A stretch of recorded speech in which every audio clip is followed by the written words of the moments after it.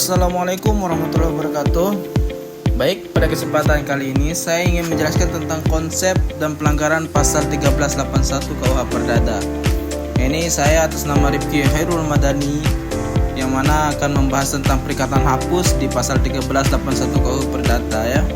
Yang mana kita bahas konsep pelanggaran dan upaya pencegahannya. Baik, pengantar, definisi dan latar belakang pasal 1381 KUH Perdata. Yang pertama itu definisinya itu pasal 1381 KUH Perdata mengatur tentang perikatan hapus, yang berarti hilangnya kewajiban seseorang untuk memenuhi perjanjian karena alasan tertentu. Nah, latar belakangnya itu pasal ini dirancang untuk menciptakan keadilan dan keseimbangan dalam hubungan perjanjian dengan mempertimbangkan faktor-faktor yang dapat menyebabkan perikatan menjadi tidak berlaku lagi. Nah, konsep utama pasal 1381 KUH Perdata itu yang pertama perikatan hapus. Nah, di perikatan hapus ini mengatur tentang hilangnya kewajiban seseorang untuk memenuhi perjanjian karena alasan tertentu. Dan yang kedua itu syarat dan ketentuan. Nah, syarat dan ketentuan ini yang harus dipenuhi agar perikatan hapus dapat terjadi, seperti pembayaran, percampuran, utang, dan lainnya. Nah, konsekuensi pasal ini juga menyebarkan konsekuensi yang timbul akibat perikatan hapus, seperti berakhirnya kewajiban dan hak yang terkait dengan perjanjian tersebut. Baik, perikatan hapus itu mempunyai empat syarat. Yang pertama itu definisi, kemudian syarat, ketiga jenis, keempat konsekuensi. Nah, ini pertama itu definisi, hilangnya kewajiban seseorang untuk memenuhi perjanjian.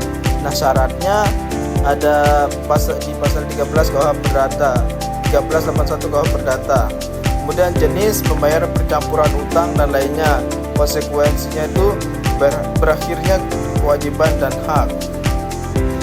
Nah, karena pembayaran, definisi karena pembayaran itu pembayaran utang sepenuhnya. Kedua, kriteria, jumlah waktu dan tempat pembayaran sesuai perjanjian. Konsekuensi, utang terlunasi dan perikatan hapus. Nah, kemudian karena percampuran utang, definisinya itu pembayaran utang dengan utang lain. Kemudian kriteria, utang yang digabungkan memiliki karakteristik yang sama. Yang ketiga itu konsekuensi, utang yang digabungkan menjadi satu. Ini seperti apa? Seperti kita mempunyai hutang namun kita tutup dengan mengambil hutang lagi. Inilah namanya pencampuran hutang. Ya, ini pemahaman saya sendiri.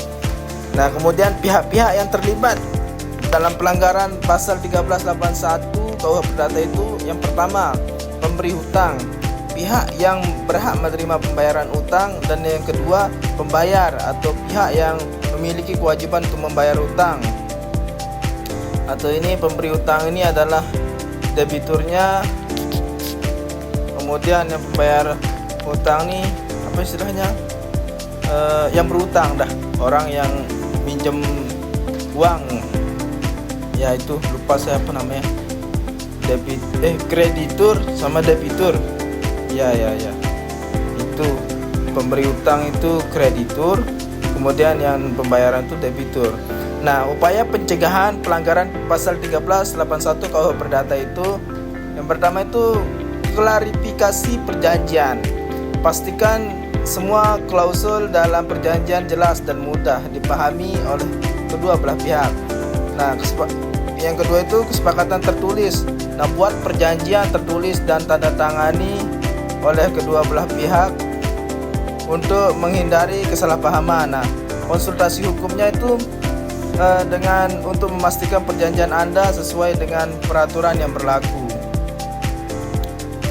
Jadi dalam setiap perhutangan itu harus ada istilahnya itu perjanjiannya, surat perjanjiannya.